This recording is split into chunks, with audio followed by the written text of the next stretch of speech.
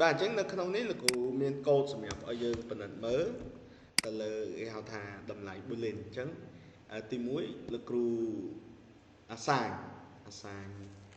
អឺ integer ប្រភេទជា string ទៅឲ្យអាជ្ញាតមួយឈ្មោះ str នេះប្រភេទជា string ណាហើយ assign ទៅវាទទួលតម្លៃបន្ទាប់មកយើងបង្កើតអាជ្ញាតមួយទៀតmy in ហ្នឹង assign តម្លៃ99ទៅឲ្យវាបាទណាបាទបន្ទាប់មកទៀតកន្លែងនេះមានន័យថាវា check មើលតម្លៃនេះ99តូចជាងឬតូចជាង10ពិតឬមិនពិតបាទកន្លែងហ្នឹងគឺនេះសញ្ញាហ្នឹងគឺវា return តែតូចជាងហ្នឹងវា return មក false ត្រូវទេបាទអញ្ចឹង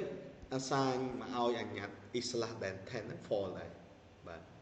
បន្ទាប់មកទៀតវា execute បន្តនេះគឺអីគេ between 0 and 5បាទហើយបន្ទាប់មកវាមានលក្ខខណ្ឌ2គឺយើងប្រើប្រាស់ឆ្ងប់ n លក្ខខណ្ឌទី1តើ0តូចជាងឬស្មើ my in នឹងពិតឬមិនពិតបាទអញ្ចឹងយើងមើល0តូចជាងឬស្មើ89ពិតទេតូចជាងពិតត្រូវទេស្មើមិនពិតទេតែវាប្រើឆ្ងប់ឬអញ្ចឹងកាលណាពិតមួយពិតតែខ្លាំងបាទ compare អញ្ចឹងវាពិត true បន្ទាប់មកវា check មើល my in តូចជាងឬស្មើ5ពិតទេ89តូចជាងឬស្មើ5ពិតទេបាទមិនពិតទេអញ្ចឹងវា return false ឃើញទេអញ្ចឹងឆ្នប់ n true and false យើងដឹងហើយឆ្នប់ n លុះត្រាតែពិតទាំងពីរបាទវា return true អញ្ចឹងកាលណាអត់ពិតមួយហើយគឺឆ្នប់ n ហ្នឹងវា return false បាទអញ្ចឹងវា assign ឲ្យនេះ false ណាបាទអញ្ចឹងបន្ទាប់មកតម្លៃនេះវាយកអាតម្លៃដែលយើង assign ពីមុននេះយកមកតភ្ជាប់បាទតភ្ជាប់ជាមួយនឹងចុះបន្ទាត់មួយហើយ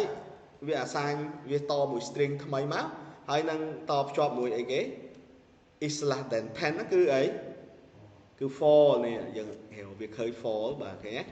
បាទអញ្ចឹងវាបានតចូលគ្នាហើយវាយកមកតបន្តទៀតហើយវាតជាមួយ string ថ្មីចូលបន្តទេ string ថ្មីមក between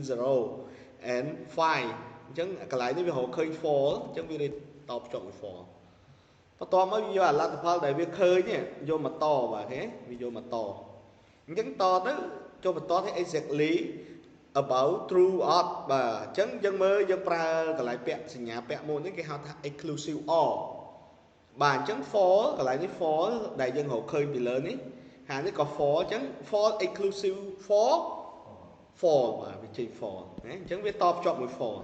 បន្ទាប់មកយកអាតម្លៃដែលយើងតទាំងអស់ហ្នឹងយកមក mistake នេះណាអញ្ចឹងយើងតភ្ជាប់មកឃើញបានលទ្ធផលដែលយើង mistake ទៅនេះបាទតម្លៃដែលយើងទទួលបានណាបាទអញ្ចឹងមានអ្នកមានសំណួរអីចង់បញ្ជាក់បន្ថែម